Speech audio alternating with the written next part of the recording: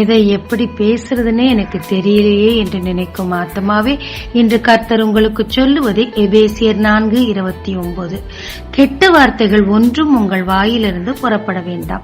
பக்தி விருத்திக்கு ஏதுவான நல்ல வார்த்தை உண்டானால் அதையே கேட்கிறவனுக்கு பிரயோஜனம் உண்டாகும்படிக்கு பேசுங்கள். பெனினாளின் பேச்சு அன்னாளை துக்கப்படுத்தியது. அன்னாள் பெனினாளிடம் பேசாமல் தேவனிடத்தில் பேசினாள். தேவனும் அவளுக்கு நன்மை செய்தார்.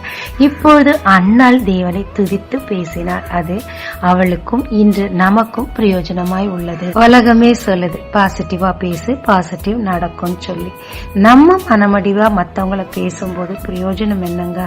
பக்தி விருத்திக்கு ஏதுவாகவும் நலமானதை பேசி உற்சாகப்படுத்தும் போது அது தேவனுக்கும் பிரியும், மத்தவங்களுக்கும் நமக்கும் பிரயோஜனமா இருக்குங்க. ஜெபிக்கலாம் வாங்க.